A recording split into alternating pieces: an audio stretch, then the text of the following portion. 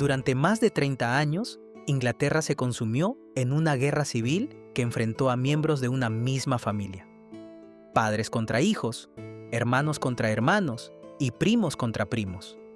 Fue un conflicto que arrasó con buena parte de la antigua nobleza inglesa, sembró el reino de campos cubiertos de cadáveres y cambió para siempre el destino de una nación. Hoy lo conocemos como la Guerra de las Rosas, un nombre que evoca el enfrentamiento entre la rosa blanca de la Casa de York y la rosa roja asociada a la Casa de Lancaster. Sin embargo, esa imagen es en buena medida una construcción posterior. Mientras que la rosa blanca fue un emblema utilizado por los York durante el conflicto, la rosa roja adquiriría su enorme protagonismo, sobre todo después de la victoria de Enrique VII, cuando los Tudor la combinaron con la rosa blanca para crear la célebre Rosa Tudor. Como recuerdan historiadores como Anthony Goodman, Michael Hicks y Agatha Pollard, aquella guerra fue mucho más compleja que el simple enfrentamiento entre dos símbolos. La mayoría de quienes vivieron aquellos acontecimientos nunca pensó que estaba participando en una guerra de las rosas. Para ellos, simplemente se trataba de una sucesión de crisis políticas, rebeliones, cambios de lealtad y guerras civiles que parecían no tener fin. La denominación con la que hoy conocemos este conflicto se popularizó siglos después, especialmente durante el siglo XIX, inspirada en los emblemas de las casas de Lancaster y York. Algunos historiadores y divulgadores prefieren incluso describirlo como la Guerra de los Primos, una expresión que refleja mejor su verdadera naturaleza. Y es que esta guerra no enfrentó a dos pueblos distintos, ni a dos reinos enemigos, ni siquiera a dos dinastías completamente separadas. La inmensa mayoría de sus protagonistas pertenecía a una misma familia, los Plantagenet. Eran descendientes de un mismo rey y compartían la misma sangre. Como señala Dan Jones en The Wars of the Roses, pocas guerras han sido tan profundamente familiares como esta. Los hombres y mujeres que ordenaron batallas, firmaron sentencias de muerte o conspiraron para derrocar a un rey habían crecido, en muchos casos, en las mismas cortes, celebrado matrimonios entre sí y compartido los mismos ancestros. La guerra fue, en esencia, una disputa por determinar cuál de las distintas ramas de una misma familia poseía el derecho legítimo a gobernar Inglaterra. Pero reducir este conflicto a una simple lucha por una corona sería un error. La Guerra de las Rosas fue también el resultado de décadas de tensiones acumuladas, una monarquía debilitada, una nobleza cada vez más poderosa, el enorme desgaste económico y militar provocado por la Guerra de los 100 años y un sistema político que dependía, en gran medida, de la fortaleza personal del rey. Bertram Wolfe, en su estudio sobre Enrique VI, sostiene que la debilidad del gobierno fue tan importante como cualquier reclamación dinástica. Christine Carpenter, por su parte, recuerda que la guerra no era inevitable. Surgió porque una serie de decisiones políticas, errores personales y circunstancias extraordinarias fueron empujando al reino, paso a paso, hacia el abismo. Esta es la historia de cómo una disputa sucesoria terminó transformándose en una guerra que cambió para siempre Inglaterra. La historia de reyes, reinas, príncipes, nobles y traidores. De victorias tan decisivas como efímeras. De alianzas que se rompieron de la noche a la mañana y de una familia cuya lucha por el poder acabaría dando origen a la dinastía Tudor. A lo largo de este documental, conoceremos a muchos de esos personajes. Algunos aparecerán por primera vez. Otros ya cuentan con una biografía completa en este canal, donde hemos podido profundizar mucho más en sus vidas y en su legado. Cuando lleguemos a ellos, les iré indicando qué documentales pueden ver si desean ampliar la historia de cada uno y comprender mejor el papel que desempeñó dentro de este extraordinario conflicto. A lo largo de este documental recorreremos casi un siglo de historia. Veremos cómo un reino aparentemente estable terminó dividido en dos grandes facciones. Conoceremos a reyes admirados y reyes incapaces, a reinas que dirigieron ejércitos, a nobles que cambiaron de bando cuando el viento político soplaba en otra dirección, y a hombres cuya ambición alteró el curso de la historia inglesa. También analizaremos algunos de los episodios más debatidos por los historiadores: la legitimidad de las distintas reclamaciones al trono, la desaparición de los príncipes de la Torre, el ascenso de Ricardo III y el triunfo final de Enrique Tudor. Siempre que existan interpretaciones enfrentadas, las presentaremos apoyándonos tanto en las fuentes primarias, como la Croyland Chronicle, The Arrival of Edward IV, las Paston Letters o los Parliament Rolls, como en la investigación de los principales especialistas modernos, distinguiendo con claridad entre los hechos documentados, las hipótesis y las leyendas. Y sin embargo, toda esta historia puede resumirse en una sola pregunta: ¿cómo pudo la familia más poderosa de Inglaterra destruirse a sí misma? Para responderla, debemos retroceder varias generaciones, hasta el reinado de un monarca cuya grandeza ocultaba un problema que tardaría décadas en manifestarse. Un problema que acabaría desatando una guerra capaz de cambiar para siempre el destino de Inglaterra y de abrir el camino hacia una nueva dinastía, los Tudor. Pero esa historia no comienza con Ricardo III, ni con Enrique VII, ni siquiera con la primera batalla de St. Albans. Comienza mucho antes, con un rey llamado Eduardo III.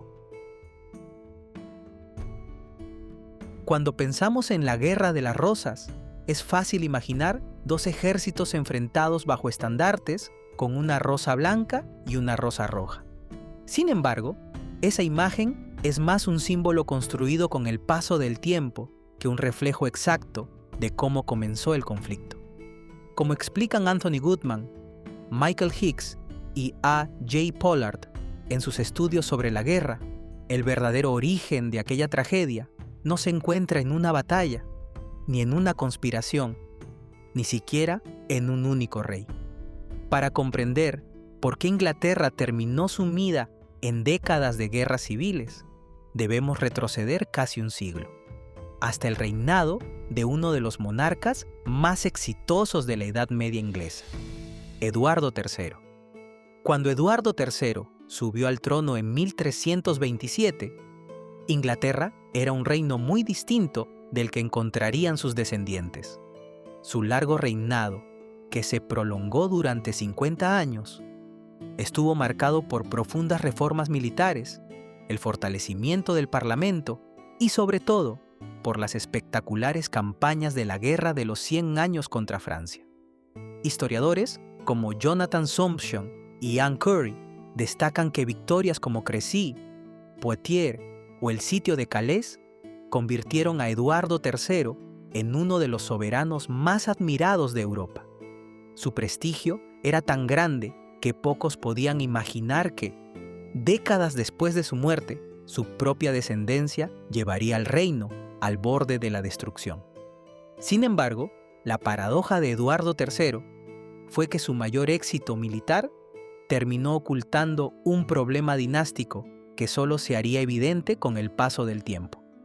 El rey tuvo numerosos hijos, pero 5 de ellos sobrevivieron hasta la edad adulta y dejaron descendencia o una huella política decisiva. El mayor fue Eduardo de Woodstock, más conocido como el Príncipe Negro. Después nacieron Lionel de Amberes, Duque de Clarence, Juan de Gante, Duque de Lancaster, Edmundo de Langley, Duque de York, y Tomás de Woodstock, Duque de Gloucester. Como señalan Alison Weir en Britain's Royal Families y Michael Hicks en The Wars of the Roses, entender quiénes fueron estos 5 príncipes es imprescindible para seguir toda la historia que viene después, porque prácticamente todos los protagonistas de la Guerra de las Rosas descendían de alguno de ellos. A primera vista, la sucesión parecía perfectamente asegurada. El heredero era el príncipe negro, un comandante brillante admirado por toda Europa. Sin embargo, el destino intervino de manera inesperada. En junio de 1376, el príncipe negro murió tras una larga enfermedad, un año antes que su padre. Cuando Eduardo III falleció en junio de 1377, la corona pasó no a uno de sus hijos supervivientes, sino a su nieto de apenas 10 años, Ricardo II. La Westminster Chronicle, una de las principales fuentes contemporáneas para este período, describe la solemne coronación del joven rey y la enorme expectativa que despertó entre sus súbditos. Durante los primeros años de su reinado, el gobierno quedó inevitablemente en manos de consejeros y magnates. A medida que Ricardo II alcanzó la mayoría de edad, intentó ejercer un poder mucho más personal que el de sus predecesores. Nigel Saul, considerado uno de los mayores especialistas en este monarca, explica que Ricardo concebía la realeza como una institución casi sagrada, muy por encima de la nobleza. Esa visión chocó con una aristocracia acostumbrada a participar activamente en el gobierno y provocó tensiones cada vez mayores. Uno de los hombres que observó con preocupación la evolución del reinado fue Enrique Bolingbroke, hijo de Juan de Gante. Aunque pertenecía a la familia real, Bolingbroke no estaba destinado a convertirse en rey.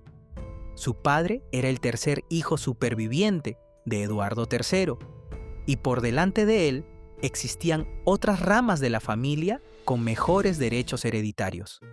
Sin embargo, la política rara vez sigue un camino recto.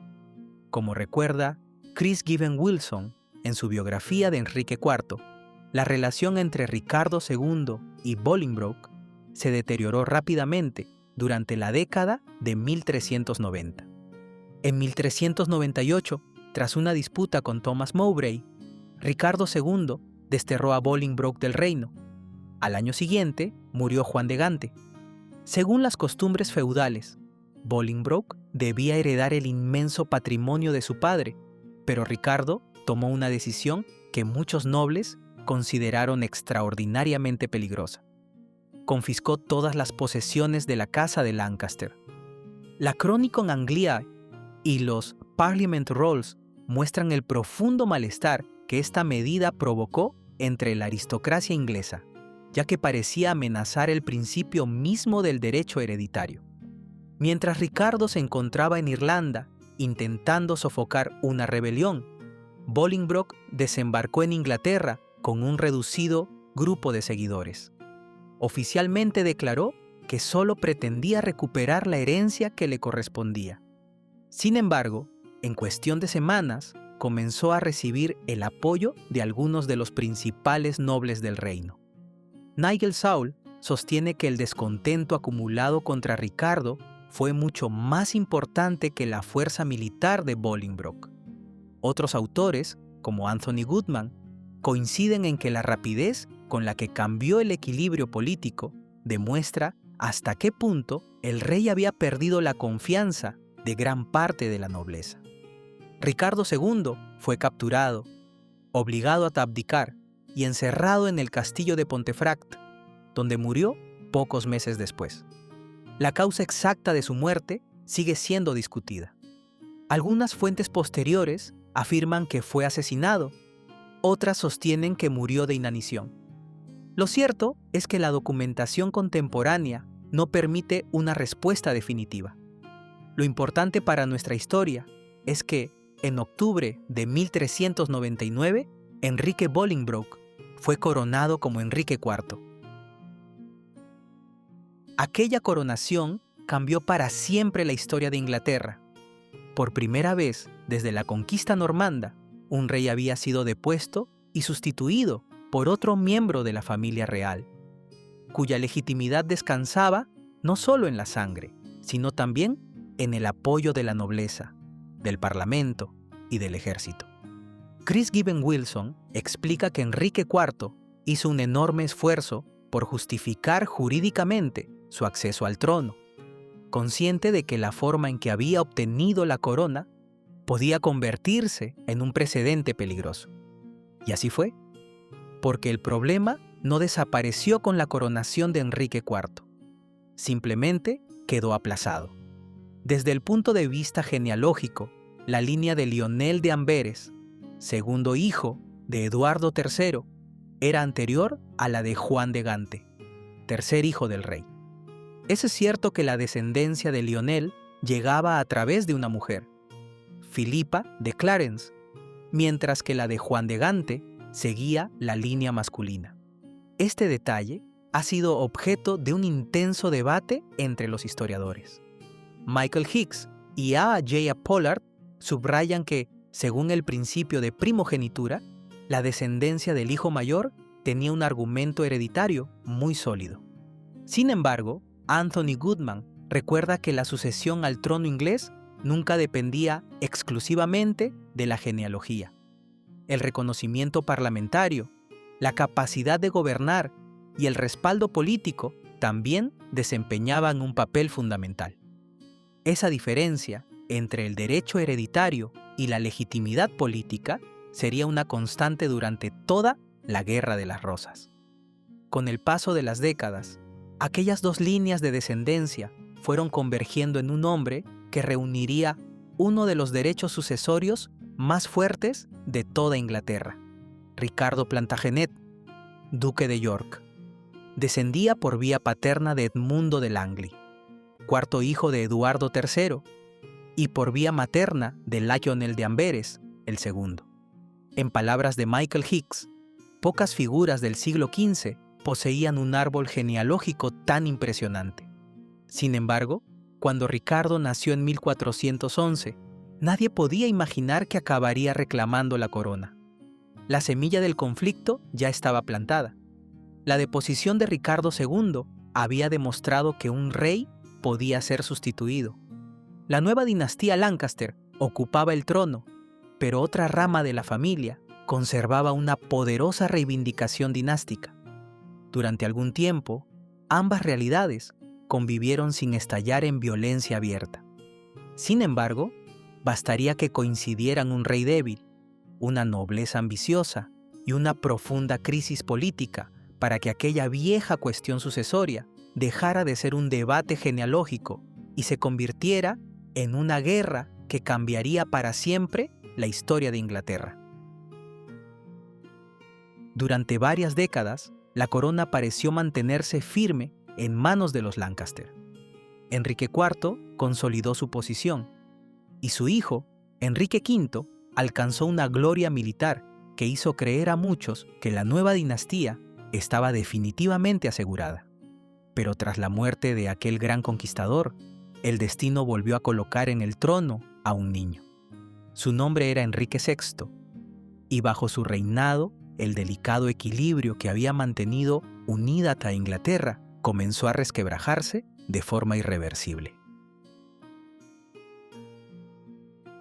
Cuando Enrique IV murió en 1413, la nueva dinastía Lancaster todavía tenía mucho que demostrar. Había llegado al trono mediante la deposición de Ricardo II y aún existían quienes consideraban que aquella corona descansaba sobre una legitimidad frágil. Sin embargo, su sucesor disipó buena parte de esas dudas. Enrique V no solo consolidó el poder de los Lancaster, sino que se convirtió en uno de los reyes más admirados de la historia de Inglaterra. Como explica Anne Curry, la mayor especialista moderna en este monarca, su extraordinaria victoria en Agincourt en 1415 transformó por completo el equilibrio de la Guerra de los 100 años. El posterior Tratado de Troyes, firmado en 1420, llegó incluso a reconocer a Enrique V como heredero del rey Carlos VI de Francia, un logro político que pocos soberanos ingleses habían siquiera imaginado. Durante un breve momento, pareció posible que Inglaterra y Francia quedaran unidas bajo una sola corona. Pero la fortuna volvió a cambiar el rumbo de la historia.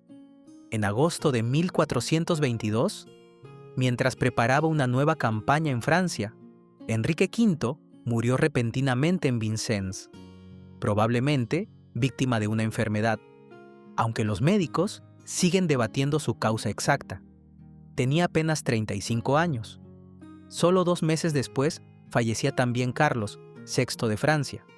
El heredero de ambos reinos era un niño de menos de 1 año, Enrique VI. Bertram Wolf, cuya biografía sigue siendo una de las obras fundamentales sobre este rey, afirma que Inglaterra nunca había afrontado una situación tan delicada. Un inmenso imperio debía ser gobernado en nombre de un bebé incapaz siquiera de comprender la magnitud de la herencia que acababa de recibir. Durante su minoría de edad, el reino fue administrado por un consejo de regencia encabezado por algunos de los hombres más poderosos de Inglaterra. Entre ellos destacaban Humphrey, duque de Gloucester, hermano de Enrique V, y Juan, duque de Bedford, responsable de mantener las conquistas inglesas en Francia. Durante varios años el sistema funcionó razonablemente bien. Sin embargo, como señalan Ralph Griffiths en The Reign of King Henry VI y Dan Jones en The Wars of the Roses, aquella estabilidad dependía de que todos aceptaran cooperar, y esa cooperación comenzó a resquebrajarse lentamente. Mientras el joven Enrique crecía, la situación militar en Francia empeoraba. La aparición de Juana de Arco revitalizó la resistencia francesa y cambió el curso de la guerra. Anne Curry y Jonathan Somption coinciden en que la pérdida gradual de los territorios conquistados por Enrique V tuvo un enorme impacto psicológico en Inglaterra. Durante décadas, la nobleza había obtenido prestigio, riqueza y oportunidades gracias a las campañas francesas. Ahora, esas victorias comenzaban a desaparecer una tras otra. Cuando Enrique VI alcanzó la mayoría de edad, quedó claro que era un hombre profundamente distinto de su padre. Mientras Enrique V había sido un comandante enérgico y decidido, Enrique VI era piadoso, reservado y poco interesado en el ejercicio del poder. Bertram Wolf describe a Enrique como un hombre de gran devoción religiosa y notable bondad personal, pero incapaz de imponer autoridad sobre una nobleza cada vez más dividida. Christine Carpenter añade que el verdadero problema no era que fuera un mal hombre, sino que carecía de las cualidades políticas que el sistema medieval exigía a un rey. En ese vacío de liderazgo comenzaron a destacar varios personajes cuya rivalidad acabaría marcando el destino del reino. Uno de ellos era Edmund Beaufort, duque de Somerset, uno de los principales consejeros del rey y firme defensor de continuar la guerra en Francia. Otro era Ricardo Plantagenet, duque de York, cuya posición dinástica, como vimos en el capítulo anterior, lo convertía en el miembro más prominente de otra poderosa rama de los Plantagenet. Michael Hicks señala que la enemistad entre York y Somerset fue tanto una lucha por la influencia política como una consecuencia del creciente deterioro del gobierno de Enrique VI. Pero ningún personaje tendría una influencia mayor sobre el rey que su propia esposa. En 1445, Enrique VI contrajo matrimonio con Margarita de Anjou, sobrina del rey de Francia. Helen Maurer, autora de la biografía de referencia sobre la reina, explica que Margarita llegó a Inglaterra siendo apenas una adolescente y pronto comprendió que su marido era incapaz de ejercer el liderazgo que la situación exigía. Con el tiempo, asumió un papel político extraordinariamente activo para una reina consorte del siglo XV. Sus partidarios la consideraban una mujer decidida que defendía los derechos de su esposo y de su hijo. Sus enemigos la retrataron como una extranjera ambiciosa, responsable de todos los males del reino. Como suele ocurrir, la realidad fue mucho más compleja. Mientras tanto, las noticias procedentes de Francia eran cada vez peores. En 1453, la derrota inglesa en la batalla de Castillón puso fin, en la práctica, a la Guerra de los 100 años. Inglaterra conservó únicamente Calais. Todo el inmenso imperio construido por Eduardo III y ampliado por Enrique V había desaparecido. Anthony Goodman sostiene que aquella derrota supuso un golpe devastador para el prestigio de la corona. Muchos nobles comenzaron a preguntarse si el gobierno era realmente capaz de proteger los intereses del reino. Fue precisamente ese mismo año cuando ocurrió el acontecimiento que cambió definitivamente la historia. En el verano de 1453, Enrique VI sufrió un colapso mental del que nunca se recuperaría por completo. Las fuentes contemporáneas describen a un rey incapaz de hablar, de responder a quienes lo rodeaban o incluso de reconocer a las personas más cercanas. La Paston Letters y otros documentos del período reflejan la enorme incertidumbre que reinaba en la corte. Cuando nació su único hijo, el príncipe Eduardo de Westminster, Enrique permaneció completamente ajeno al acontecimiento. Según relata Bertram Wolfe, el rey no reaccionó durante meses, lo que obligó al gobierno a buscar una solución urgente. Con el monarca incapacitado, el Parlamento tomó una decisión extraordinaria. Nombró a Ricardo, duque de York, como Lord Protector del reino. Michael Hicks considera que esta designación fue perfectamente lógica desde el punto de vista político. York era el noble de mayor rango, tenía experiencia militar y administrativa, y además poseía un destacado derecho sucesorio. Sin embargo, para Margarita de Anjou, aquella decisión resultaba inaceptable. Si York concentraba demasiado poder, ¿quién garantizaría los derechos de su hijo, el príncipe Eduardo? A partir de ese momento, el conflicto dejó de ser una simple rivalidad entre facciones nobles. Se convirtió en una lucha por el control del propio gobierno. Cuando Enrique VI recuperó parcialmente la razón a finales de 1454, York fue apartado de la protectoría y Somerset regresó al centro del poder. La reconciliación ya era imposible. Como resume A.J. Pollard, todos los elementos que podían conducir a una guerra civil estaban ya presentes. Un rey incapaz de ejercer autoridad, una reina decidida a proteger la sucesión de su hijo, una nobleza profundamente dividida, y un príncipe con un sólido derecho dinástico convencido de que el reino estaba siendo mal gobernado. Solo faltaba una chispa. Esa chispa llegaría en mayo de 1455, en una pequeña ciudad al norte de Londres llamada St. Albans. Durante años, Inglaterra había vivido al borde del conflicto. La enfermedad mental de Enrique VI, la rivalidad entre Ricardo, duque de York, y Edmund Beaufort, duque de Somerset, así como la creciente influencia de Margarita de Anjou, habían dividido a la nobleza en dos grandes bloques. Sin embargo, ninguno de ellos parecía dispuesto a dar el primer paso hacia una guerra abierta. Como explica Anthony Goodman en The Wars of the Roses, todos comprendían que una guerra civil podía destruir el reino. El problema era que ninguno confiaba ya en el otro lo suficiente como para evitarla.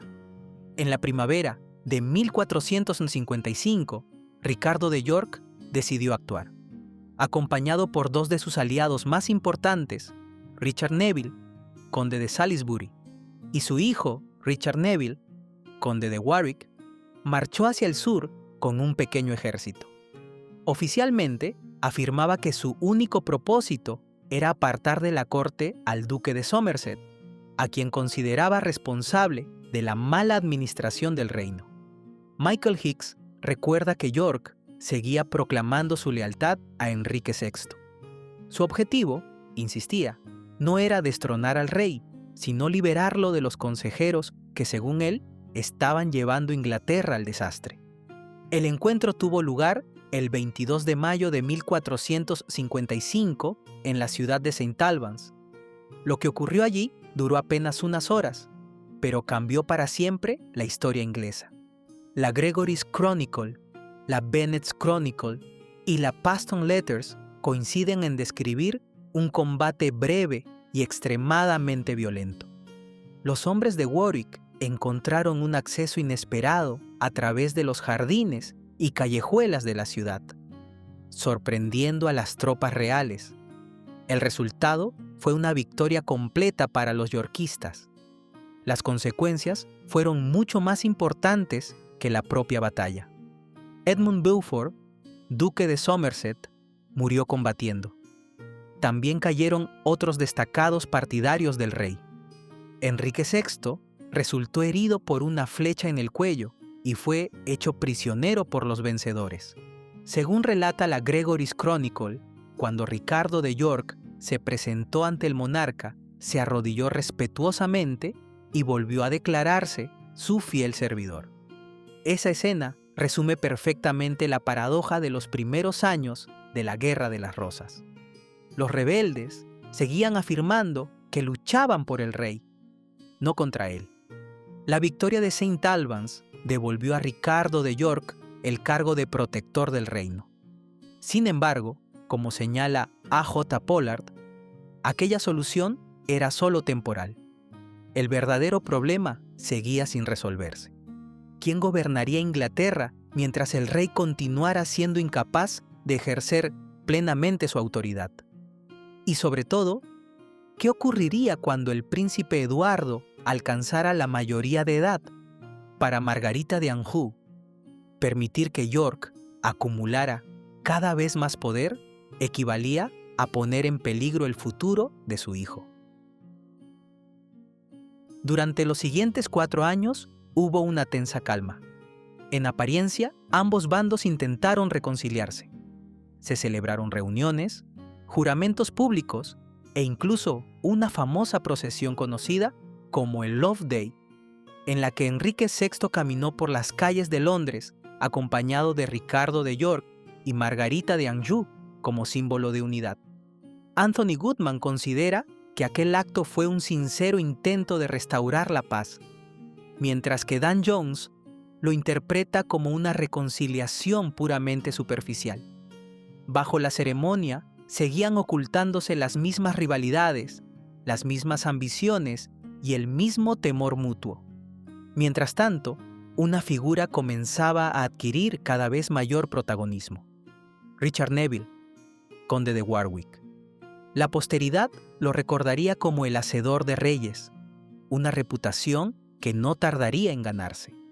Hijo del conde de Salisbury y sobrino político de Ricardo de York, Warwick poseía inmensas riquezas, extensos dominios y un talento militar extraordinario.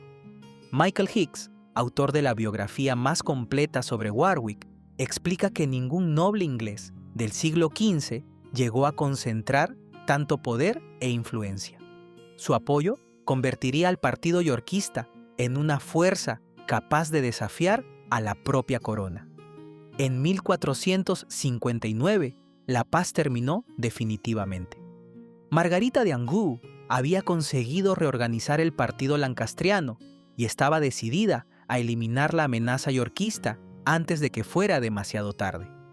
Ambos bandos comenzaron a reclutar tropas por todo el reino. La guerra civil, que hasta entonces había sido un conflicto limitado entre facciones aristocráticas, empezó a extenderse por Inglaterra. Ese mismo año se libró la batalla de Ludford Bridge, donde el ejército yorkista sufrió un importante revés. Muchos de sus soldados desertaron al descubrir que enfrente se encontraba el propio rey. Ricardo de York huyó a Irlanda, mientras Warwick escapó hacia Calais. Parecía que la causa de York estaba acabada, pero fue solo una ilusión.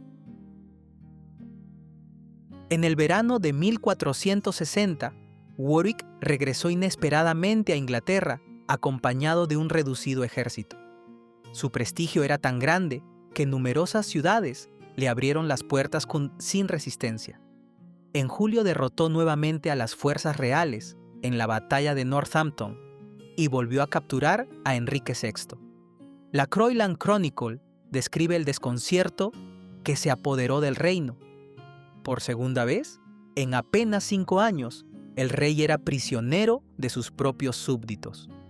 Ricardo de York regresó entonces desde Irlanda, convencido de que había llegado el momento de reclamar la corona. Entró solemnemente en Westminster y, según relatan tanto la Croyland Chronicle como los Parliament Rolls, avanzó hasta el trono y colocó la mano sobre él, esperando que los lores reconocieran inmediatamente sus derechos. La reacción fue mucho más fría de lo que esperaba. Incluso muchos de sus propios aliados consideraban que deponer a un rey ungido por Dios era un paso demasiado peligroso. Anthony Goodman señala que York había calculado mal el clima político. Nadie dudaba de la solidez de su genealogía, pero muy pocos estaban dispuestos a aceptar que Enrique VI fuera destronado mientras aún viviera. Tras intensas negociaciones, se alcanzó una solución de compromiso conocida como el Acta de Acuerdo, Act of Accord. Según este documento, Enrique VI conservaría la corona hasta su muerte, pero el príncipe Eduardo sería desheredado y Ricardo de York se convertiría en heredero oficial del reino. Michael Hicks considera que aquella decisión fue jurídicamente brillante, pero políticamente desastrosa. Para Margarita de Anjou, el Parlamento acababa de arrebatarle el futuro a su hijo. La reina abandonó Londres y comenzó a reunir un ejército en el norte del país. Decenas de nobles lancastrianos respondieron a su llamamiento. La guerra ya no podía evitarse. Ricardo de York marchó hacia Yorkshire con la intención de sofocar la rebelión antes de que creciera demasiado. Sin embargo, el 30 de diciembre de 1460 cometió uno de los errores más discutidos por los historiadores. Abandonó la relativa seguridad del castillo de Sandal y presentó batalla cerca de Wakefield frente a un ejército muy superior en número. La razón exacta de esa decisión sigue siendo objeto de debate. Algunos cronistas, como los autores de la Warkworth Chronicle, sugieren que fue engañado para salir del castillo. Otros historiadores, entre ellos A. J. Pollard, creen que simplemente subestimó la fuerza de sus adversarios. Michael Hicks añade que las fuentes son demasiado contradictorias para ofrecer una explicación definitiva. El resultado fue una auténtica catástrofe. Ricardo, duque de York, murió combatiendo. También perecieron su hijo Edmundo, conde de Rutland, y Richard Neville, conde de Salisbury, quien fue capturado y ejecutado poco después. La tradición, recogida por varias crónicas posteriores, afirma que la cabeza de York fue expuesta sobre las murallas de la ciudad de York con una corona de papel, una macabra burla a sus aspiraciones reales.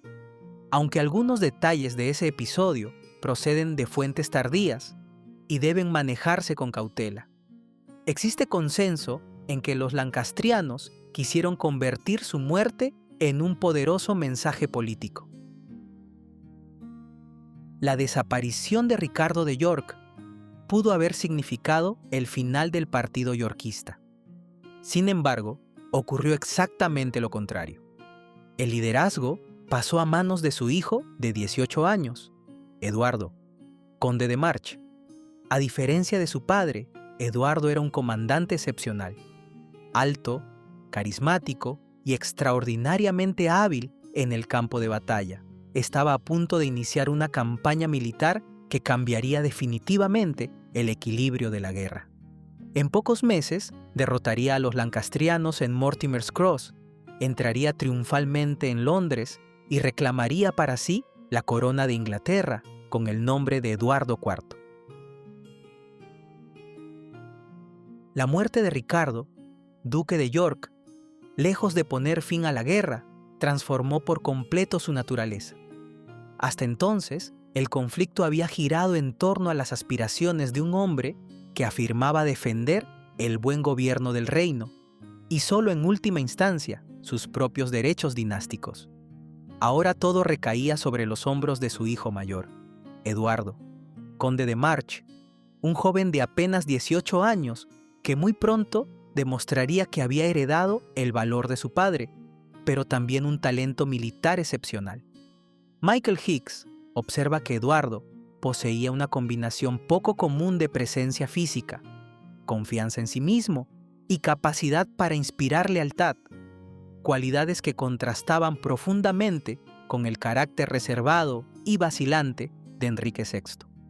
El primer gran desafío llegó incluso antes de que pudiera reclamar la corona. Mientras Margarita reunía nuevas fuerzas en el norte de Inglaterra, Eduardo tuvo que impedir que los partidarios lancastrianos de Gales unieran sus ejércitos a los de la reina. El enfrentamiento tuvo lugar el 2 de febrero de 1461, en Mortimer's Cross, una batalla recordada tanto por su importancia militar como por un extraño fenómeno atmosférico.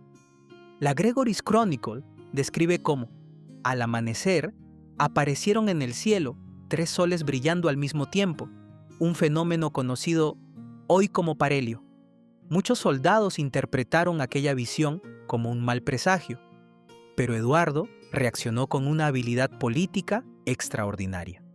Declaró que aquellos 3 soles simbolizaban la Santísima Trinidad protegiendo su causa, y desde ese momento adoptó el emblema del sol en esplendor, que lo acompañaría durante todo su reinado. Anthony Goodman señala que aquel episodio fortaleció enormemente la moral de sus tropas y contribuyó a construir la imagen casi providencial del joven comandante. Mientras Eduardo obtenía esa victoria, la situación del otro ejército yorkista era mucho más complicada. Margarita de Anjou consiguió derrotar a las fuerzas leales al duque de York en la segunda batalla de St. Albans y recuperó la custodia de Enrique VI.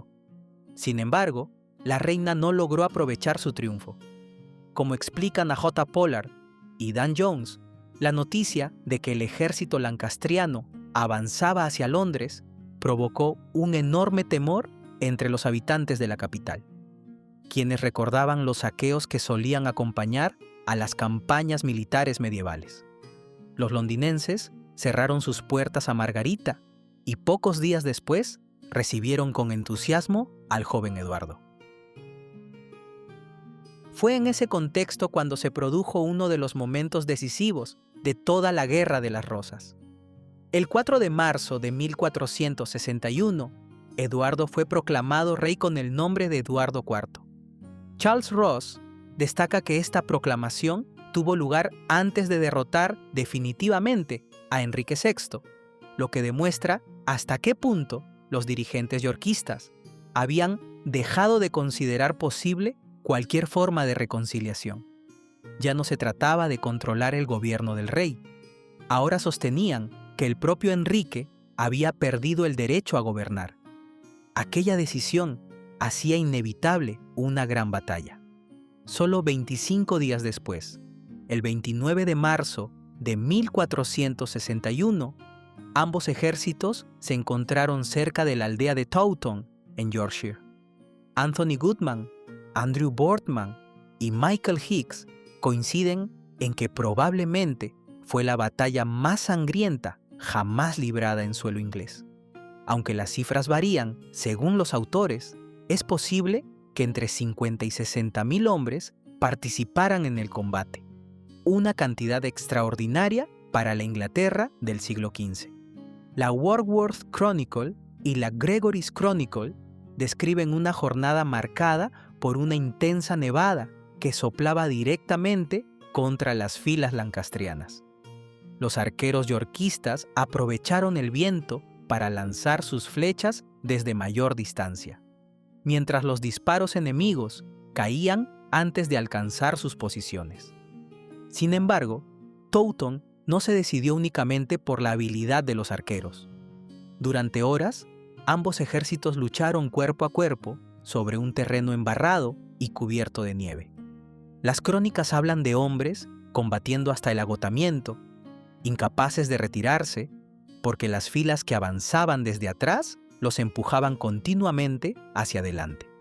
Andrew Boardman explica que la batalla terminó convirtiéndose en una prueba de resistencia física más que de maniobra táctica. Cuando finalmente llegaron los refuerzos yorkistas dirigidos por John Mowbray, duque de Norfolk, la línea lancastriana comenzó a romperse y la retirada degeneró en una auténtica masacre. La Gregory's Chronicle afirma que muchos soldados murieron intentando cruzar el río Cock, cuyas aguas quedaron literalmente bloqueadas por los cuerpos de quienes buscaban escapar. Aunque las cifras exactas siguen siendo objeto de debate, prácticamente todos los especialistas coinciden en que Taunton supuso el golpe más devastador sufrido por la nobleza inglesa durante toda la guerra. La victoria aseguró el trono de Eduardo IV y obligó a Enrique VI, Margarita de Anjou y el príncipe Eduardo a huir primero hacia Escocia y posteriormente buscar refugio en Francia. Durante un breve periodo, pareció que la guerra había terminado. Charles Ross describe a Eduardo IV como un monarca muy distinto de Enrique VI. Medía cerca de 1,90 m. Era un excelente jinete. Disfrutaba de la vida cortesana.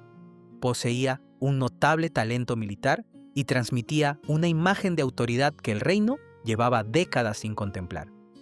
Precisamente por eso, muchos nobles comenzaron a creer que al fin Inglaterra había recuperado la estabilidad.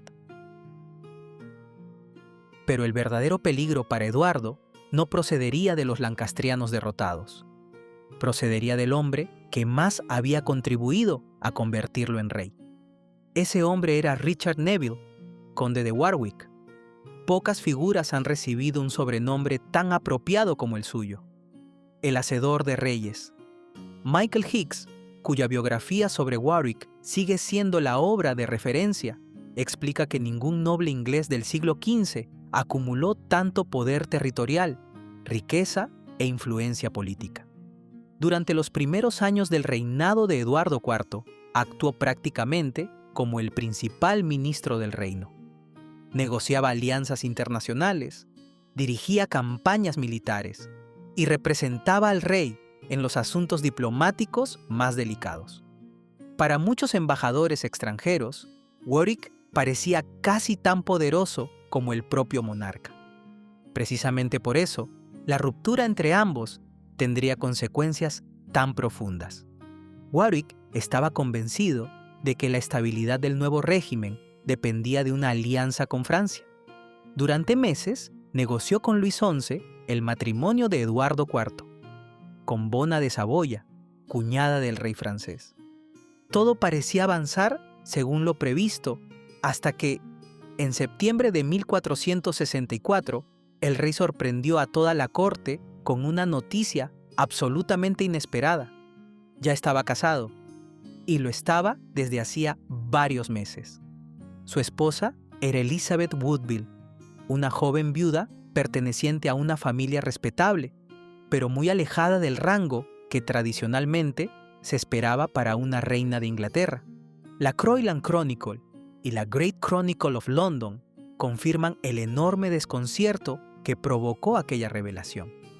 Polidoro Virgilio, escribiendo varias décadas más tarde, popularizó la conocida historia según la cual Elizabeth interceptó al rey bajo un roble para pedir justicia en nombre de sus hijos y terminó conquistando su corazón.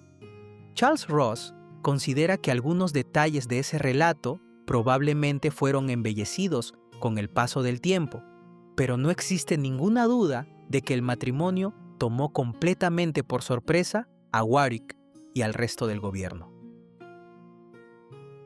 Si desean conocer la extraordinaria trayectoria de Elizabeth Woodville, desde sus orígenes hasta convertirse en reina de Inglaterra y desempeñar un papel decisivo durante la Guerra de las Rosas, encontrarán un documental completo dedicado a ella aquí mismo en el canal.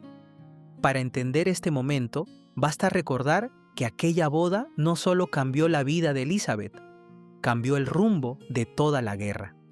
Como explica Michael Hicks, el verdadero problema no fue Elizabeth, sino el rápido ascenso de toda la familia Woodville. Hermanos, hermanas, tíos y primos comenzaron a recibir títulos, cargos y matrimonios extraordinariamente ventajosos. desplazando a otras familias nobles que durante años habían apoyado la causa yorkista. Anthony Goodman considera que Warwick empezó a comprender que Eduardo IV ya no necesitaba un tutor político. El joven rey estaba decidido a gobernar por sí mismo.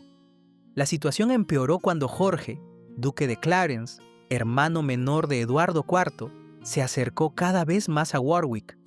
Ambicioso y profundamente resentido por el protagonismo de los Woodville, Clarence terminó casándose con Isabel Neville, hija del propio Warwick, sin el consentimiento del rey. Charles Ross interpreta aquel matrimonio como una auténtica declaración política. Por primera vez desde Taunton, dos de las figuras más poderosas del reino comenzaban a organizar una oposición abierta contra Eduardo IV. La paradoja era extraordinaria. El hombre que había derrotado a los Lancaster estaba dispuesto a aliarse con ellos. El noble que había destruido el poder de Margarita de Anjou comenzaba a considerar que quizá la única forma de recuperar su influencia era devolver al trono a Enrique VI. La Guerra de las Rosas estaba entrando en una fase completamente distinta. Ya no era simplemente una lucha entre York y Lancaster. Ahora también era una guerra entre antiguos aliados, entre hombres que habían combatido hombro con hombro y que, pocos años después, volverían a encontrarse frente a frente en el campo de batalla. Esa cadena de traiciones convertiría el siguiente capítulo en uno de los más sorprendentes de toda la historia medieval inglesa. Durante los primeros años del reinado de Eduardo IV, pocos habrían imaginado que el mayor peligro para la Casa de York surgiría desde el propio corazón del gobierno. Los lancastrianos estaban dispersos. Enrique VI permanecía prácticamente apartado de la vida política y Margarita continuaba exiliada en Francia, tratando de mantener viva una causa que muchos consideraban perdida. Sin embargo, mientras los antiguos enemigos parecían incapaces de recuperar el poder, la desconfianza comenzaba a crecer entre quienes habían conquistado el trono juntos. Michael Hicks resume esta situación con una frase especialmente reveladora. Las guerras civiles rara vez terminan cuando concluye la batalla. Suelen continuar cuando llega el momento de repartir el poder. Richard Neville, conde de Warwick, empezó a convencerse de que el rey al que había ayudado a coronar estaba dejando de escuchar sus consejos. No se trataba únicamente del ascenso de la familia Woodville, ni del fracaso de la alianza francesa tras el matrimonio de Eduardo con Elizabeth. Warwick percibía algo todavía más profundo. El joven monarca estaba construyendo un gobierno independiente. Charles Ross señala que Eduardo IV había alcanzado la madurez política y ya no estaba dispuesto a compartir la autoridad con ningún magnate, por poderoso que fuera. Para un noble acostumbrado a influir decisivamente en cada gran decisión del reino, aquella transformación resultaba difícil de aceptar. La tensión terminó convirtiéndose en abierta oposición durante 1469. Warwick aprovechó diversos levantamientos populares en el norte de Inglaterra para debilitar la autoridad del rey mientras mantenía públicamente una apariencia de lealtad. Anthony Goodman considera que el conde intentó presentarse como defensor de las reformas y del buen gobierno, utilizando un lenguaje muy parecido al que años antes había empleado Ricardo, duque de York. Sin embargo, detrás de aquellas proclamas existía un objetivo mucho más ambicioso: recuperar el control político del reino. En ese proyecto encontró un aliado inesperado en Jorge, duque de Clarence, hermano menor del propio Eduardo IV. Clarence era inteligente, ambicioso y profundamente inseguro respecto a su posición dentro de la familia real. Casado con Isabel Neville, hija de Warwick, empezó a imaginar que él mismo podía aspirar algún día a la corona. Michael Hicks recuerda que Clarence nunca mostró la disciplina ni el talento militar de su hermano mayor, pero sí una enorme facilidad para dejarse influir por quienes alimentaban sus ambiciones.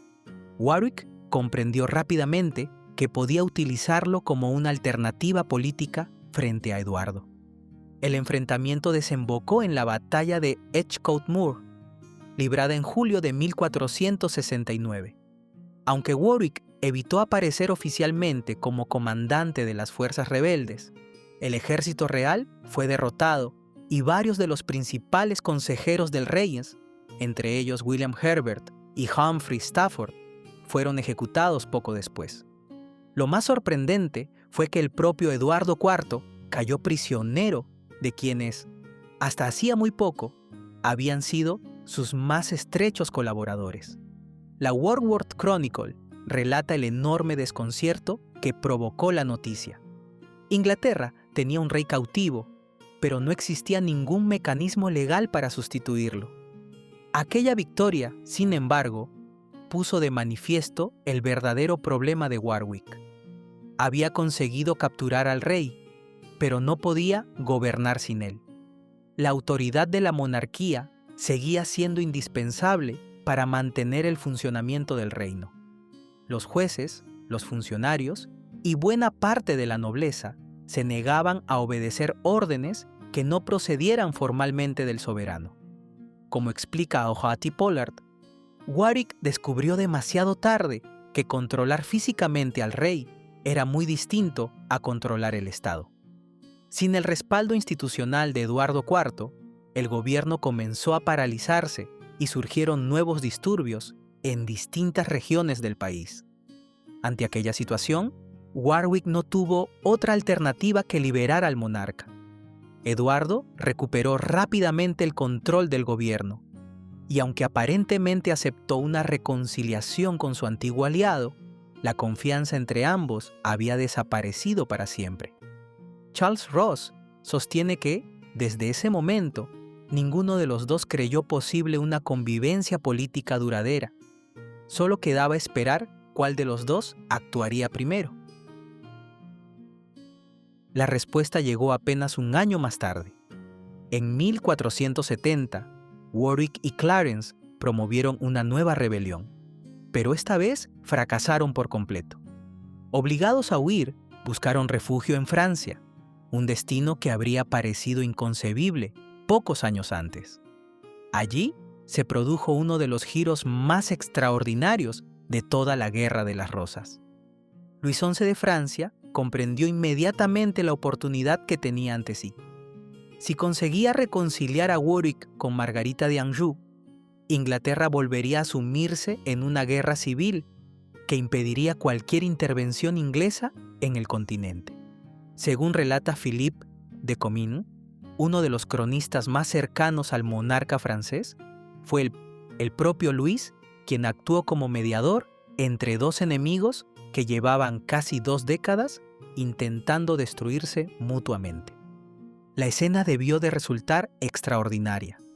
Warwick, el hombre que había derrotado a los ejércitos lancastrianos en Taunton, se encontraba ahora negociando con la misma reina cuya causa había contribuido a destruir. Margarita de Anjou, por su parte, debía decidir si confiaba en quien había causado la ruina de su familia. Helen Maurer explica que la reina aceptó aquella alianza no porque creyera en Warwick, sino porque comprendía que era su única posibilidad real de devolver el trono a su esposo y asegurar el futuro de su hijo. El acuerdo quedó sellado mediante un nuevo matrimonio. Anna Neville, la hija menor de Warwick, contrajo matrimonio con Eduardo de Westminster, el hijo de Enrique VI, y Margarita de Anjou. Aquella unión simbolizaba la reconciliación entre dos familias que durante años habían derramado la sangre de sus respectivos seguidores. Si desean conocer con más detalle la vida de Anna Neville, desde este matrimonio hasta su posterior coronación como reina junto a Ricardo III, encontrarán un documental completo dedicado a ella aquí mismo en el canal. En septiembre de 1470, Warwick desembarcó nuevamente en Inglaterra. Esta vez no regresaba como defensor de la Casa de York, sino como restaurador de la Casa de Lancaster. La rapidez con la que se desarrollaron los acontecimientos sorprendió incluso a los contemporáneos. Numerosos nobles cambiaron de bando al comprobar que el prestigio de Warwick seguía siendo enorme y que Eduardo IV había quedado momentáneamente aislado. El rey comprendió que no estaba en condiciones de presentar batalla y tomó una decisión que pocos habrían esperado de un comandante tan exitoso. Huyó. Acompañado por su hermano menor, Ricardo de Gloucester, cruzó el Mar del Norte y encontró refugio en los Países Bajos, bajo la protección de su cuñado, Carlos el Temerario, duque de Borgoña. Dan Jones señala que aquel exilio duró apenas unos meses, pero cambió profundamente a Eduardo. Por primera vez, comprendió que la corona podía perderse con la misma rapidez con la que había sido conquistada. Mientras tanto, Warwick entró triunfalmente en Londres y restituyó en el trono a un hombre que llevaba casi una década apartado del poder. Enrique VI volvió a ser proclamado rey de Inglaterra en un episodio conocido por los historiadores como la readepción. Sin embargo, la imagen del anciano monarca recorriendo nuevamente las calles de Londres ocultaba una realidad muy distinta. La Croyland Chronicle describe a Enrique como un hombre agotado física y mentalmente, prácticamente incapaz de gobernar. El poder efectivo no residía en él, sino en Warwick. Paradójicamente, el hacedor de reyes había conseguido exactamente lo contrario de lo que había buscado 10 años antes. Había sustituido a un rey fuerte por uno incapaz de ejercer el gobierno y se había convertido, una vez más, en el verdadero gobernante de Inglaterra. Pero aquel triunfo escondía una enorme fragilidad. Eduardo IV seguía vivo, conservaba aliados leales y al otro lado del mar comenzaba a preparar el regreso que decidiría definitivamente el destino de las casas de York y Lancaster. Porque la siguiente campaña no terminaría simplemente con la victoria de uno de los dos bandos. Pondría fin a la carrera del hombre más poderoso de la nobleza inglesa, cambiaría el destino de la familia Neville y abriría el camino hacia el reinado de Ricardo III y finalmente hacia el nacimiento de la dinastía Tudor. Cuando Eduardo IV abandonó Inglaterra en el otoño de 1470, pocos habrían apostado por su regreso. El hombre que 9 años antes había conquistado el trono en Taunton, navegaba ahora hacia los Países Bajos acompañado por un reducido grupo de fieles. Mientras Richard Neville, conde de Warwick, entraba triunfalmente en Londres y devolvía la corona a Enrique VI.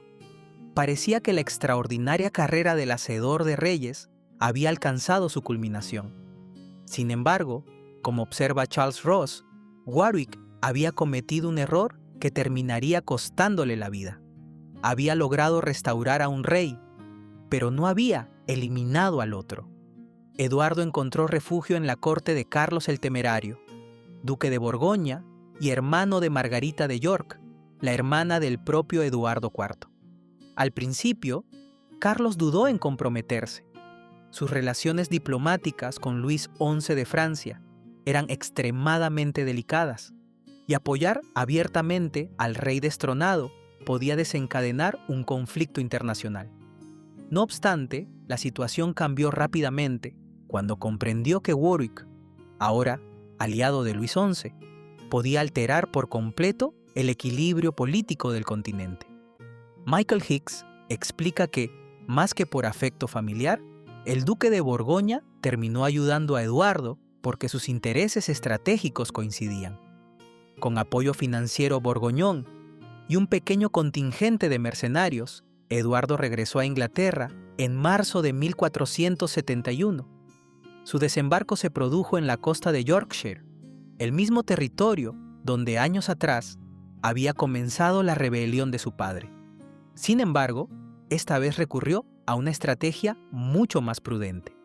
Según la History of the Arrival of Edward IV, una fuente escrita por alguien muy cercano a los acontecimientos, Eduardo proclamó públicamente que no regresaba para reclamar la corona, sino únicamente para recuperar el ducado de York. Exactamente el mismo argumento que había utilizado su padre antes del estallido de la guerra. Aquella declaración era, probablemente, una maniobra política destinada a evitar que numerosos nobles se vieran obligados a tomar partido demasiado pronto. La estrategia funcionó. Mientras avanzaba hacia el sur, cada vez más partidarios se unían a su ejército. Algunos lo hacían por convicción, otros simplemente comenzaban a sospechar que Warwick ya no era invencible. La deserción más importante fue la de su propio hermano, Jorge, duque de Clarence. El hombre que había conspirado junto a Warwick durante los 2 años anteriores, comprendió que sus posibilidades de alcanzar el trono eran prácticamente inexistentes y decidió reconciliarse con Eduardo. Anthony Goodman considera que Clarence actuó movido, sobre todo por puro oportunismo.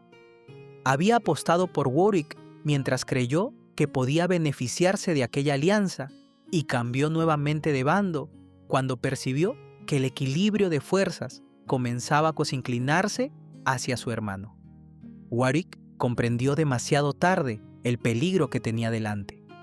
Durante años había dirigido campañas militares brillantes, pero ahora se enfrentaba a un adversario que conocía perfectamente sus métodos.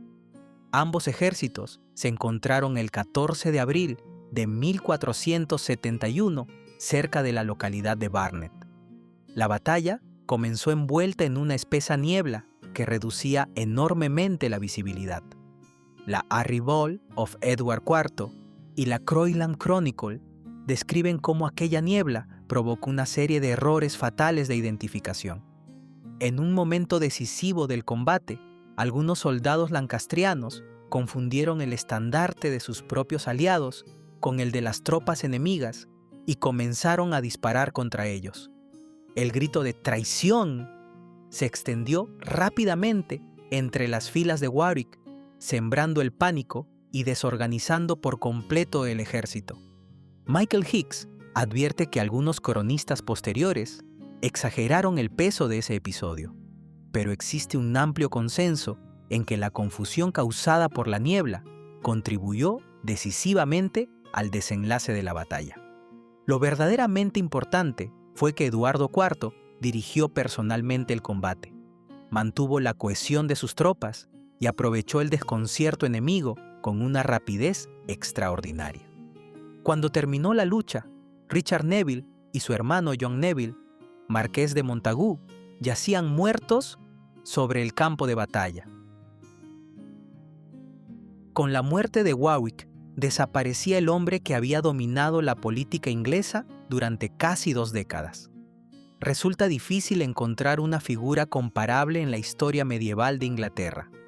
Había contribuido decisivamente a destronar a Enrique VI, había elevado a Eduardo IV al trono, había vuelto a derribar a ese mismo rey y finalmente había restaurado a la dinastía Lancaster.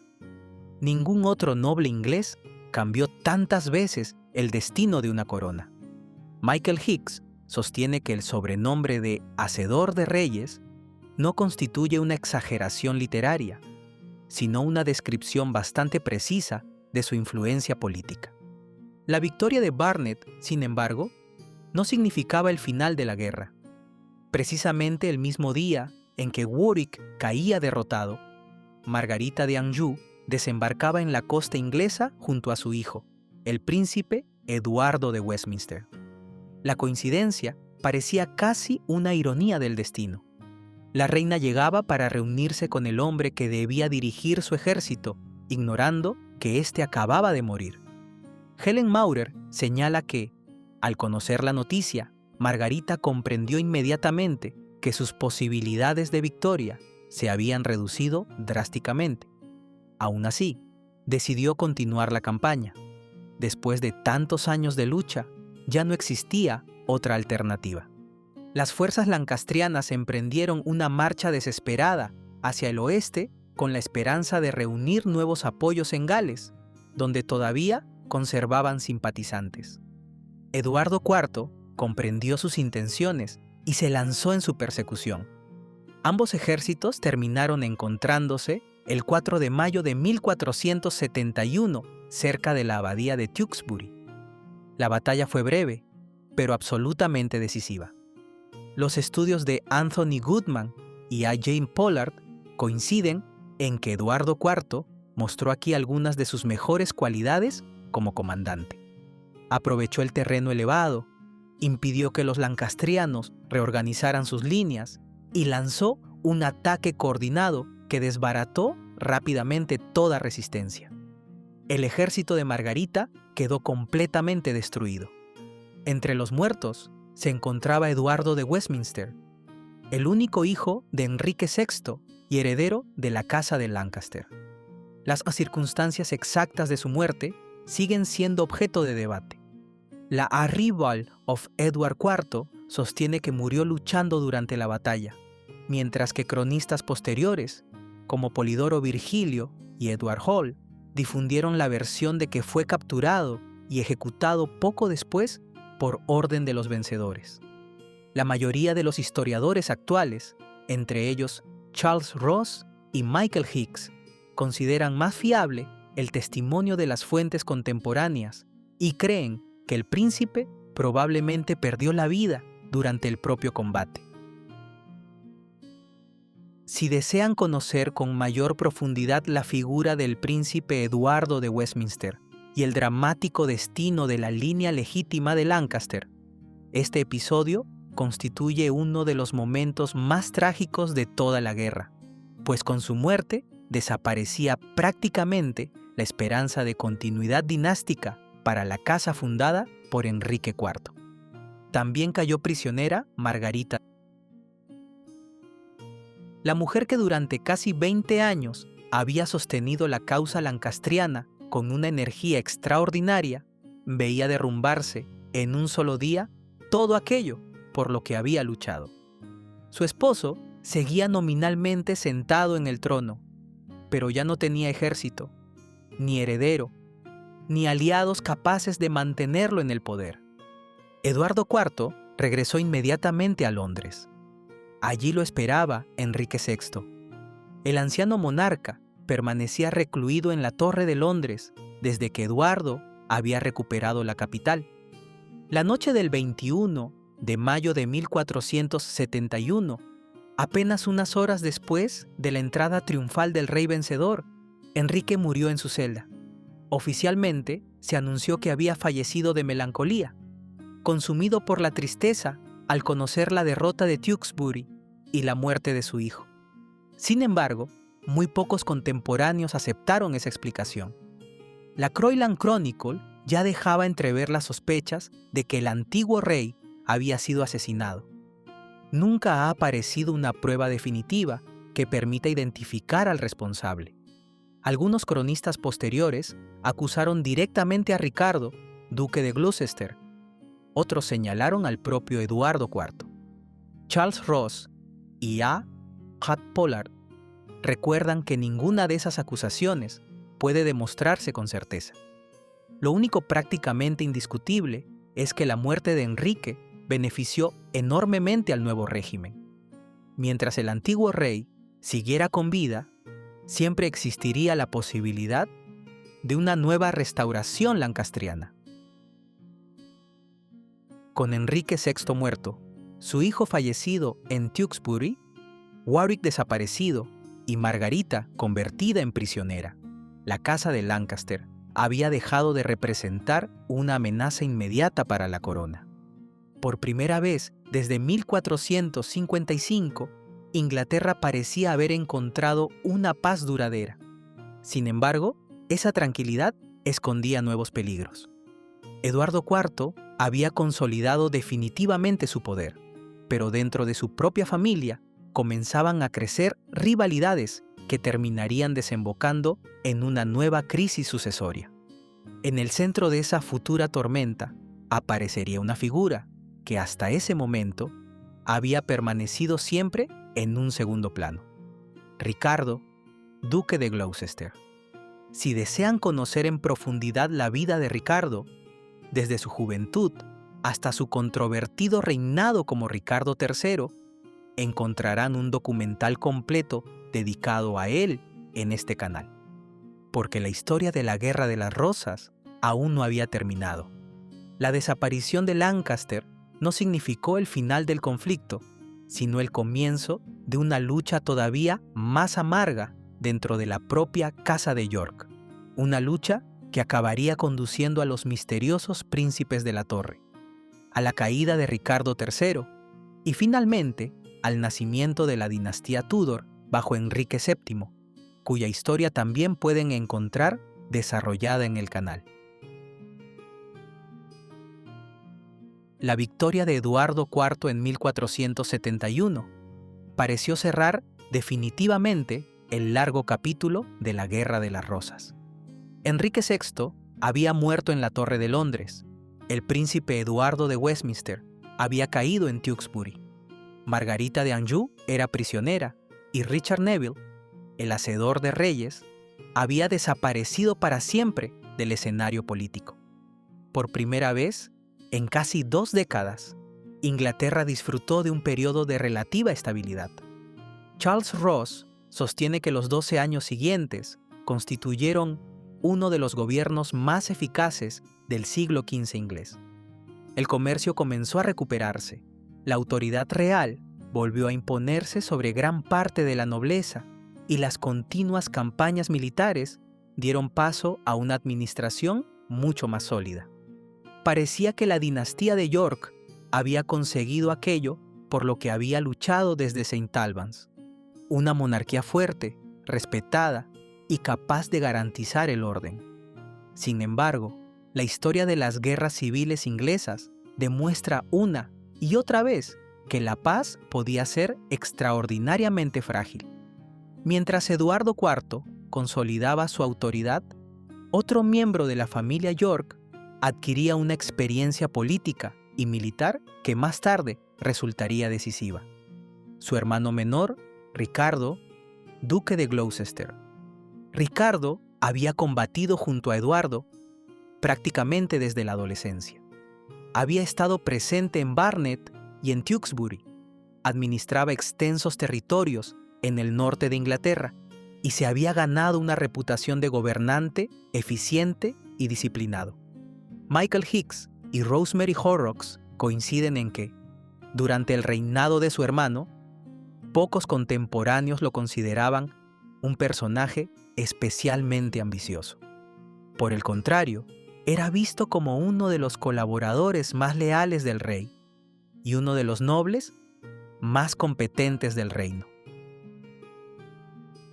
Todo cambió de forma inesperada el 9 de abril de 1483, cuando Eduardo IV murió con apenas 40 años de edad.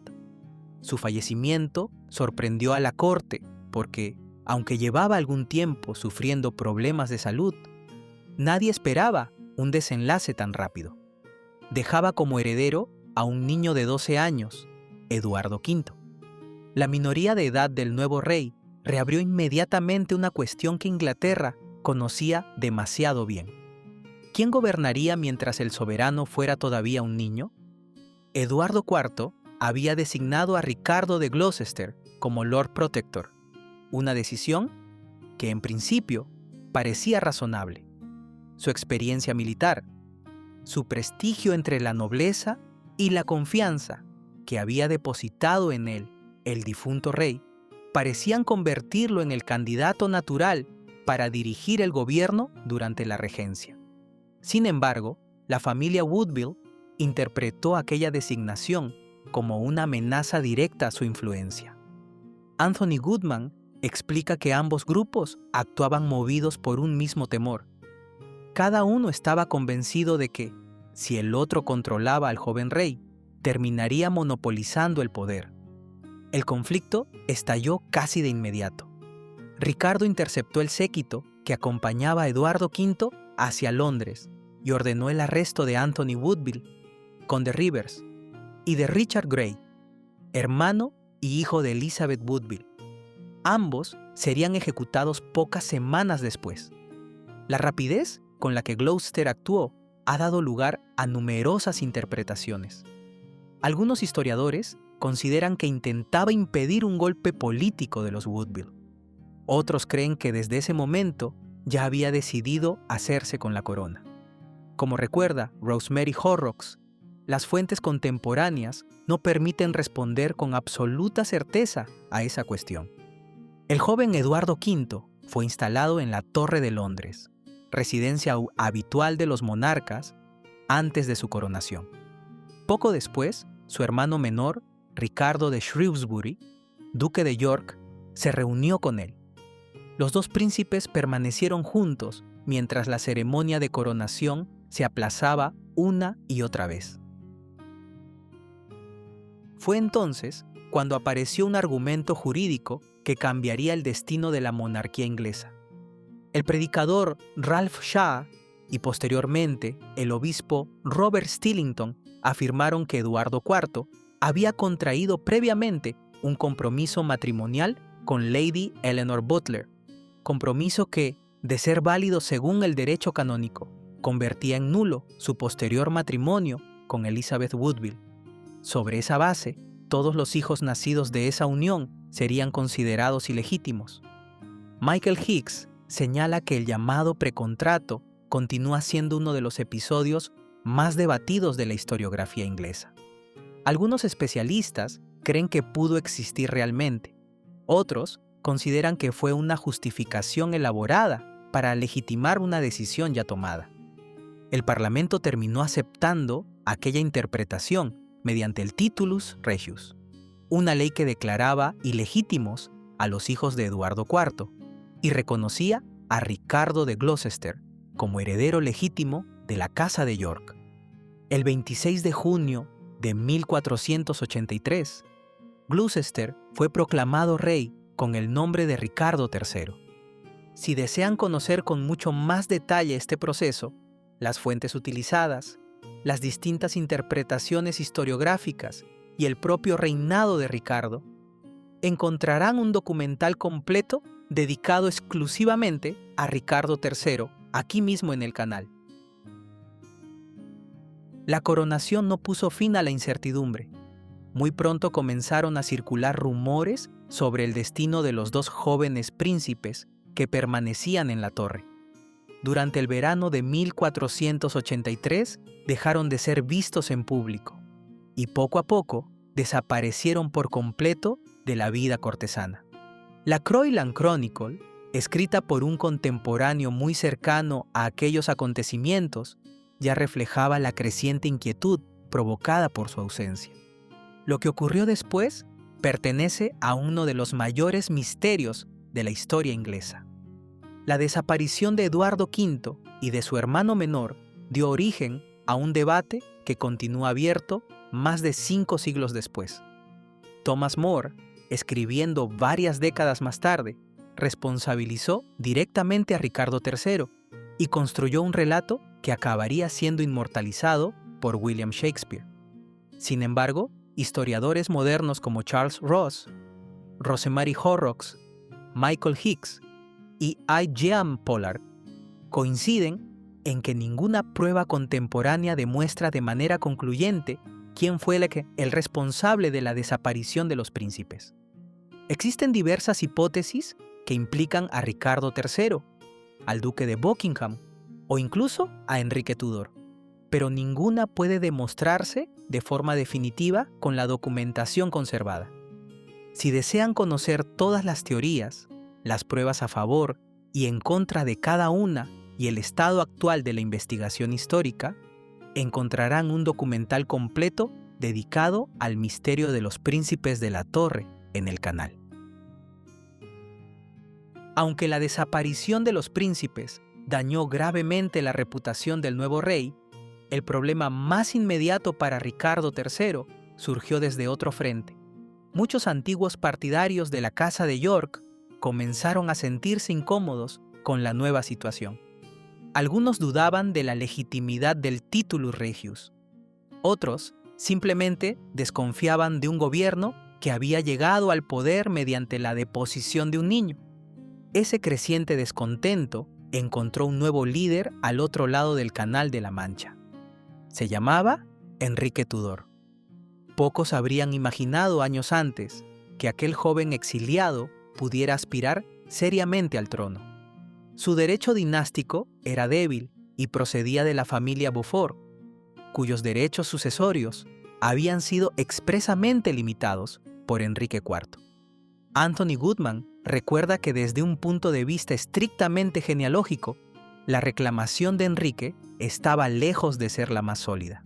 Sin embargo, precisamente porque las dos grandes ramas de los Plantagenet llevaban décadas destruyéndose mutuamente, muchos nobles empezaron a verlo como una figura capaz de poner fin al conflicto.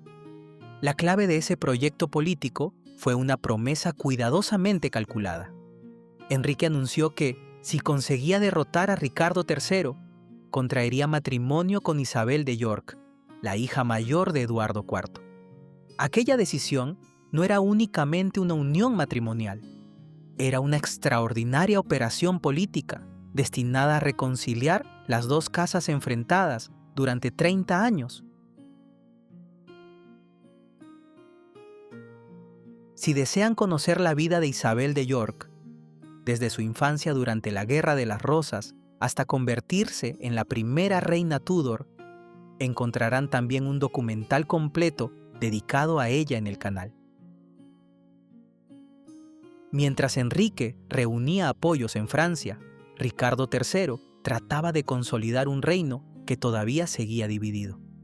Ninguno de los dos podía imaginar que el desenlace de aquella larga guerra ya no dependería de complejas alianzas diplomáticas ni de interminables campañas militares. Todo terminaría en una sola jornada. El 22 de agosto de 1485, ambos ejércitos se encontrarían en Bosworth Field. Allí caería el último rey Plantagenet, nacería la dinastía Tudor y comenzaría una nueva etapa de la historia de Inglaterra, en la que el vencedor sería conocido para siempre como Enrique VII. Ese combate no solo decidiría quién ocuparía el trono, marcaría el final simbólico de la Edad Media inglesa y el inicio del mundo que acabaría dando origen a los Tudor más famosos de la historia. En el verano de 1485, Inglaterra era un reino exhausto. Hacía casi 30 años que las principales familias del país se disputaban la corona mediante batallas, conspiraciones y traiciones que habían transformado por completo el panorama político inglés. Dos reyes habían muerto de forma violenta. Otro había sido depuesto 2 veces. Algunos de los linajes más antiguos del reino prácticamente habían desaparecido, y la vieja nobleza que había dominado la política durante generaciones había quedado profundamente debilitada. Sin embargo, el conflicto todavía no había terminado. El destino de la corona dependía ahora de un enfrentamiento entre dos hombres cuyas trayectorias difícilmente podían ser más diferentes. Por un lado estaba Ricardo III, un rey experimentado en la guerra, brillante comandante militar y último representante de la dinastía Plantagenet. Por el otro se encontraba Enrique Tudor, un exiliado cuya reclamación al trono era, desde el punto de vista genealógico, considerablemente más débil que la de muchos otros nobles ingleses. Anthony Goodman recuerda que, si la cuestión hubiera dependido únicamente del derecho hereditario, Enrique difícilmente habría sido el candidato más sólido. Pero las guerras civiles habían cambiado las reglas del juego. Después de décadas de violencia, una parte creciente de la nobleza buscaba, por encima de todo, un gobernante capaz de devolver la estabilidad al reino. Durante casi 14 años, Enrique había vivido en el exilio, primero en Bretaña y después en Francia. Aquellos años moldearon profundamente su personalidad. Mientras otros príncipes habían aprendido a gobernar sobre el campo de batalla, él había aprendido el valor de la paciencia, de la diplomacia y de la supervivencia política. Michael Jones afirma que el mayor talento de Enrique no consistía en ganar guerras espectaculares, sino en comprender cuándo debía actuar y cómo construir alianzas duraderas. Su decisión más inteligente llegó incluso antes de poner un pie en Inglaterra. Enrique anunció públicamente que, si conseguía derrotar a Ricardo III, contraería matrimonio con Isabel de York, la hija mayor de Eduardo IV. No era simplemente una promesa matrimonial, era una declaración política cuidadosamente diseñada. Con ella ofrecía la posibilidad de reconciliar, al menos simbólicamente, las dos casas que habían ensangrentado Inglaterra durante una generación. Muchos nobles yorkistas comprendieron inmediatamente el mensaje. No se les pedía renunciar a la memoria de Eduardo IV. Se les ofrecía la posibilidad de preservarla dentro de una nueva dinastía. El 7 de agosto de 1485, Enrique desembarcó en Milford Haven, en la costa de Gales, acompañado por un ejército relativamente pequeño formado por mercenarios franceses, soldados galeses y exiliados ingleses. Sus fuerzas eran claramente inferiores a las de Ricardo III, pero el éxito de aquella campaña nunca dependería únicamente del número de combatientes. A medida que avanzaba hacia el interior del país, nuevos partidarios comenzaron a unirse a su causa. Algunos lo hacían por convicción, otros simplemente empezaban a pensar que el reinado de Ricardo se encontraba cada vez más aislado. Entre todos los nobles que observaban atentamente la campaña, destacaban los Stanley. Thomas Stanley era uno de los hombres más poderosos de Inglaterra, y además estaba casado con Lady Margaret Beaufort, madre de Enrique Tudor. Aquella circunstancia lo colocaba en una posición extremadamente delicada. Formalmente, debía lealtad a Ricardo III, pero sus vínculos familiares lo acercaban inevitablemente al aspirante al trono. Charles Ross explica que Stanley evitó comprometerse con cualquiera de los dos bandos hasta el último momento, esperando comprobar hacia dónde se inclinaba realmente la fortuna. Ricardo III reaccionó con rapidez. Reunió un ejército superior en número y salió al encuentro de Enrique antes de que pudiera consolidar nuevos apoyos. Militarmente, seguía siendo el favorito. Había demostrado su capacidad en Barnet y Tewkesbury. Conocía perfectamente el arte de la guerra y disponía de tropas veteranas. Michael Hicks considera que pocos contemporáneos habrían apostado contra él antes del combate. Los dos ejércitos se encontraron finalmente el 22 de agosto de 1485, cerca de Bosworth Field, en Leicestershire. Las primeras fases de la batalla fueron relativamente equilibradas. Ricardo ocupó una posición dominante sobre una ligera elevación del terreno, mientras Enrique permanecía protegido por sus comandantes más experimentados. A cierta distancia, los Stanley seguían observando el combate sin intervenir. Su inmovilidad aumentaba la tensión entre ambos ejércitos, porque todos comprendían que su decisión podía determinar el resultado de la jornada. Fue entonces cuando Ricardo tomó una de las decisiones más audaces de toda la guerra. Al divisar a Enrique relativamente aislado de parte de sus tropas, decidió lanzar una carga directa de caballería contra él.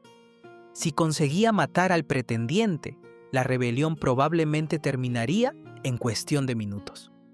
Polidoro Virgilio describe aquel ataque como una demostración extraordinaria de valentía personal. Charles Ross añade que pocos monarcas medievales habrían asumido un riesgo semejante, pero Ricardo comprendía que aquella podía ser su única oportunidad para acabar definitivamente con la amenaza Tudor. Durante unos instantes, pareció que la maniobra tendría éxito. Ricardo atravesó las primeras líneas enemigas, abatió personalmente al portaestandarte de Enrique, Sir William Brandon, y llegó a situarse muy cerca del propio pretendiente. Fue entonces cuando los Stanley abandonaron definitivamente su neutralidad y ordenaron avanzar a sus hombres en apoyo de Enrique. Aquella intervención cambió el destino de Inglaterra. Rodeado por fuerzas muy superiores, Ricardo rechazó retirarse. La tradición literaria, inmortalizada por Shakespeare más de un siglo después, puso en sus labios la famosa frase: un caballo, mi reino por un caballo. Sin embargo, los historiadores recuerdan que ninguna fuente contemporánea recoge esas palabras. Constituyen una poderosa imagen dramática creada por Shakespeare, no un hecho históricamente documentado. Lo que sí sabemos con certeza es que Ricardo III murió combatiendo. El descubrimiento de sus restos bajo un aparcamiento de Leicester en 2012 permitió confirmar numerosos detalles descritos por las crónicas contemporáneas. El análisis realizado por el equipo de Joe Appleby identificó múltiples heridas de combate, especialmente en el cráneo, compatibles con una muerte violenta ocurrida mientras el rey ya había perdido el casco. La arqueología moderna terminó aportando pruebas físicas de uno de los episodios más famosos de la historia inglesa. Con la muerte de Ricardo III, desaparecía el último rey de la dinastía Plantagenet, una familia que había gobernado Inglaterra durante más de 3 siglos. Enrique Tudor fue proclamado rey con el nombre de Enrique VII. Una de sus primeras decisiones fue declarar que su reinado había comenzado el día anterior a la batalla de Bosworth. Aquella medida tenía un enorme valor jurídico, pues convertía oficialmente en traidores a todos los que habían combatido por Ricardo III, fortaleciendo así la legitimidad del nuevo régimen. Pocos meses después, cumplió la promesa que había anunciado antes de iniciar la campaña y contrajo matrimonio con Isabel de York. Con aquella unión nacía oficialmente la dinastía Tudor.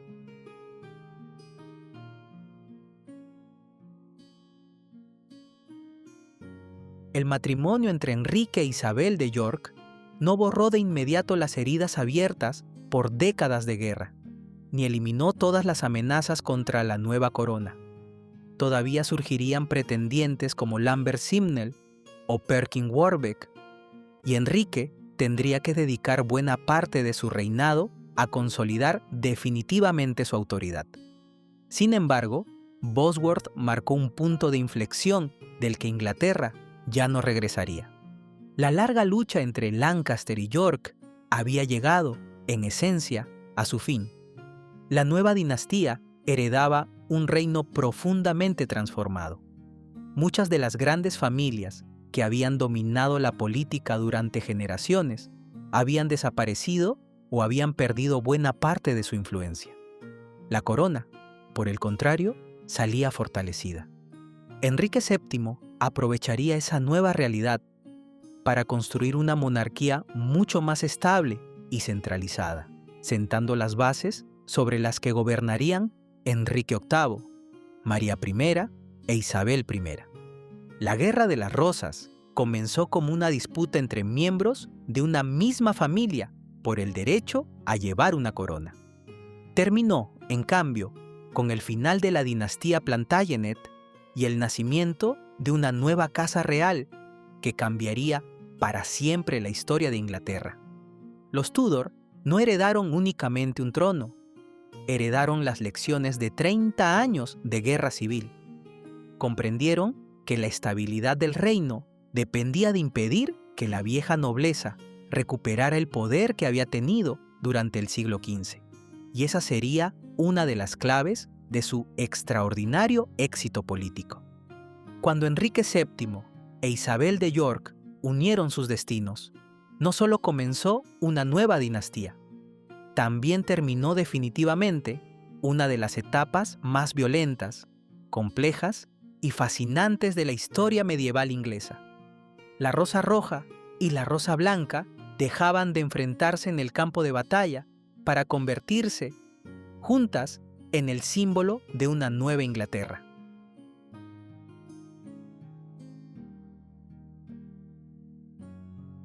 Cuando pensamos en la Guerra de las Rosas, es fácil recordar las grandes batallas, las traiciones, los reyes depuestos o los personajes que han alimentado novelas, películas y series de televisión durante generaciones.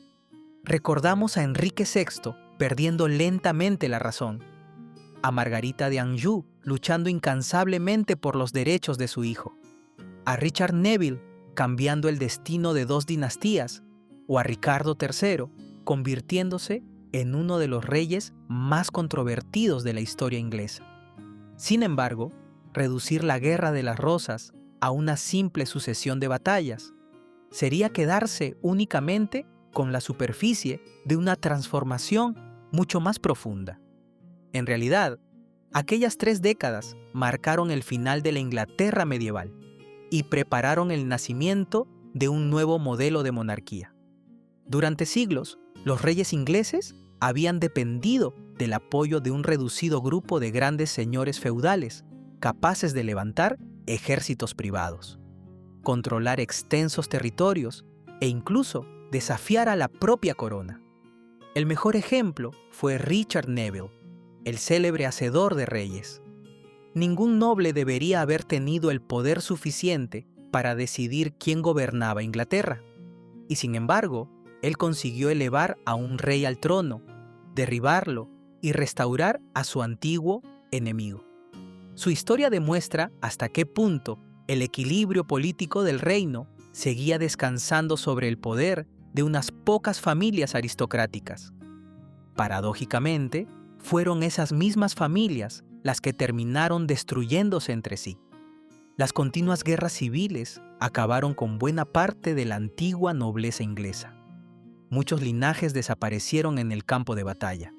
Otros fueron ejecutados, desposeídos de sus tierras o quedaron arruinados por décadas de enfrentamientos. Como explica el historiador Stephen Gunn, cuando Enrique VII llegó al trono, heredó una aristocracia mucho menos poderosa que la que habían conocido los últimos Plantagenet. Aquella circunstancia permitió a los Tudor fortalecer la autoridad real como ningún monarca inglés había podido hacerlo en generaciones. Ese cambio transformó para siempre la historia del país. Gracias a la estabilidad construida por Enrique VII, la monarquía pudo afrontar el siglo XVI desde una posición de fuerza. Sobre esos cimientos gobernaría Enrique VIII, impulsando la ruptura con Roma. María I intentaría restaurar el catolicismo, e Isabel conduciría a Inglaterra hacia una de las etapas más brillantes de su historia. Ninguno de esos reinados puede comprenderse plenamente sin conocer la larga guerra que los hizo posibles. Pero el legado de la Guerra de las Rosas no terminó en la política. También sobrevivió en la memoria colectiva. Más de un siglo después de Bosworth, William Shakespeare convirtió a muchos de sus protagonistas en personajes inmortales. Su retrato de Ricardo III marcó durante siglos la forma en que el mundo contempló al último rey Plantagenet. Aunque la investigación histórica moderna ha demostrado que la realidad fue mucho más compleja que la leyenda. Desde entonces, historiadores, novelistas, cineastas y millones de lectores han regresado una y otra vez a este conflicto, fascinados por una historia en la que la ambición, la lealtad, la familia y el poder se entrelazaron de una manera pocas veces vista en la historia europea. Quizás sea precisamente eso lo que hace tan extraordinaria a la Guerra de las Rosas. No fue solo una disputa por una corona, fue la historia de una familia que terminó destruyéndose a sí misma, de hombres y mujeres convencidos de defender un derecho legítimo mientras cambiaban, sin saberlo, el destino de una nación entera. Ninguno de ellos pudo imaginar que las decisiones tomadas en campos de batalla, como Taunton, Barnet, Tewkesbury o Bosworth abrirían el camino hacia una dinastía que gobernaría Inglaterra durante más de un siglo y cuyos monarcas se convertirían en algunos de los personajes más conocidos de toda la historia. Tal vez esa sea la mayor ironía de este relato. Miles de personas lucharon y murieron para preservar la dinastía Plantagenet. Sin embargo, fueron precisamente aquellas guerras las que hicieron posible el nacimiento de los Tudor. Y es por eso que más de 500 años después, la Guerra de las Rosas continúa despertando tanta fascinación. Porque no fue únicamente el final de una guerra civil, fue el final de un mundo y el comienzo de otro. Cuando terminó el conflicto, Inglaterra seguía siendo la misma isla, pero ya no era el mismo reino.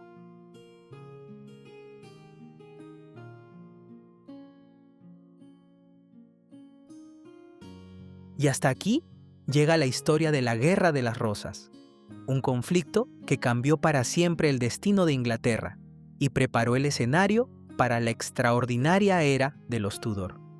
Si este documental les ha gustado y desean seguir explorando este fascinante periodo de la historia, los invito a recorrer el resto de los documentales del canal. No olviden dejar su like, suscribirse si aún no lo han hecho y activar la campana para no perderse los próximos documentales. Muchísimas gracias por acompañarme una vez más. Yo soy Todo Tudor y nos vemos en el próximo capítulo de esta fascinante historia.